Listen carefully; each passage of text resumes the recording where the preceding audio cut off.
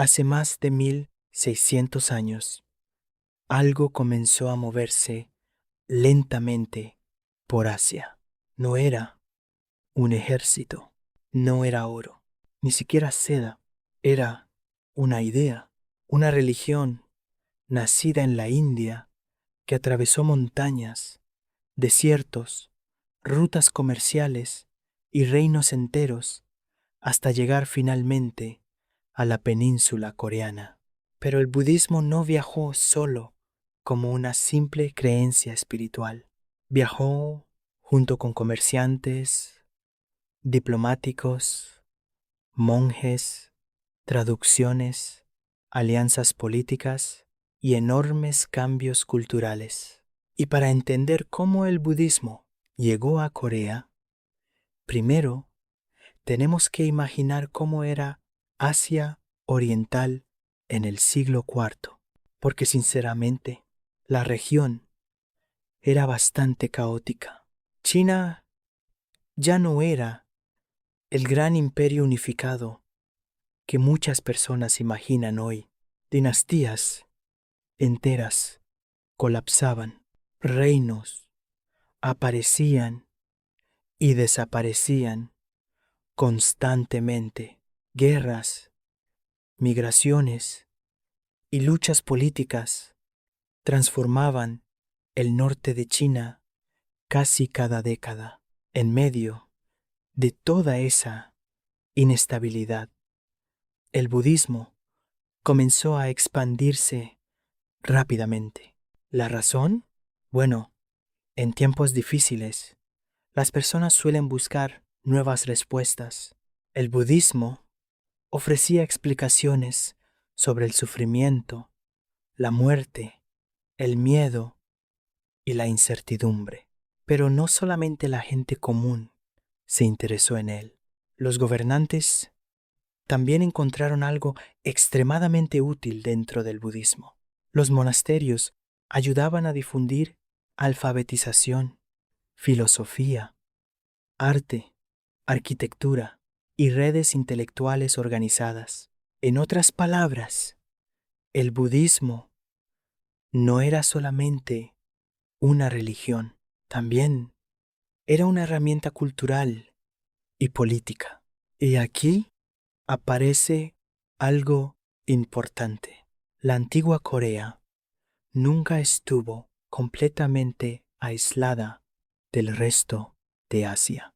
A veces imaginamos los antiguos reinos coreanos como lugares separados del mundo exterior, pero en realidad Goguryeo, Baekje y Silla mantenían contacto constante con estados chinos mediante comercio, diplomacia, migración y guerra.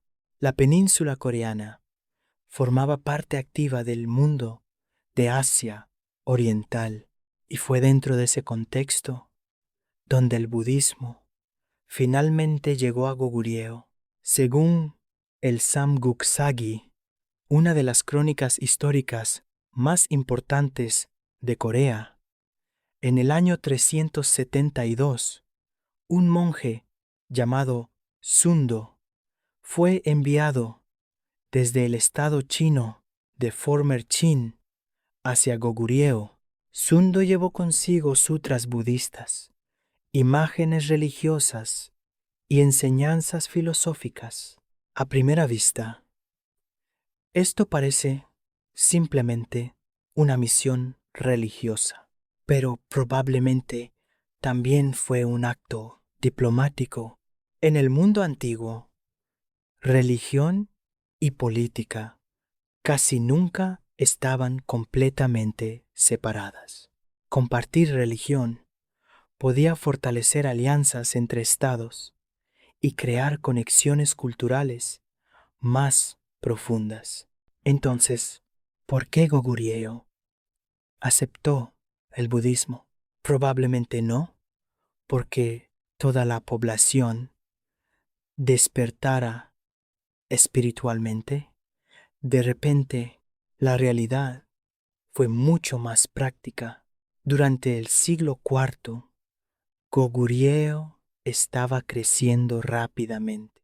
El reino expandía su territorio y consolidaba un sistema político más centralizado. Y para administrar un estado más grande, los gobernantes necesitaban nuevas ideas, nuevas instituciones y nuevas formas de autoridad. Muchos historiadores creen que el budismo ayudó precisamente en eso. El budismo podía reforzar la imagen del rey como una figura legítima y civilizada dentro del orden internacional de Asia Oriental. Además, conectaba a Goguryeo con redes culturales mucho más amplias.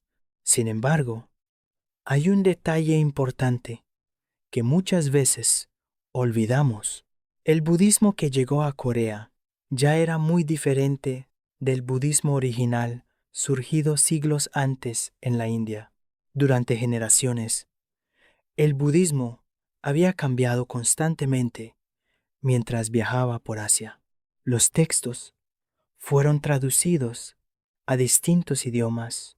Las ideas se adaptaron a nuevas culturas. Las tradiciones locales comenzaron a mezclarse con enseñanzas budistas. Así que el budismo nunca fue un paquete fijo que simplemente pasó de un país a otro.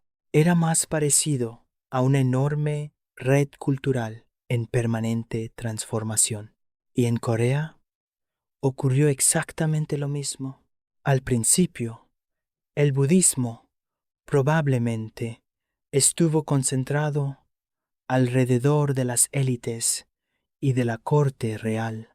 La mayoría de los campesinos y aldeanos seguramente continuaron viviendo según tradiciones locales mucho más antiguas, pero lentamente, generación tras generación, el budismo comenzó a influir en casi todos los aspectos de la cultura coreana. La arquitectura cambió, el arte cambió, la filosofía cambió, incluso la manera de entender la vida y la muerte comenzó a transformarse con el tiempo. Enormes templos serían construidos en las montañas coreanas. Monjes coreanos viajarían al extranjero para estudiar. Y siglos después, el budismo continuaría moviéndose todavía más lejos, llegando desde Corea hasta Japón. Por eso, cuando hablamos de la llegada del budismo a Corea, no estamos hablando solamente de religión. Estamos hablando de rutas comerciales, diplomacia, poder político, intercambio cultural y de cómo las ideas viajan y transforman civilizaciones enteras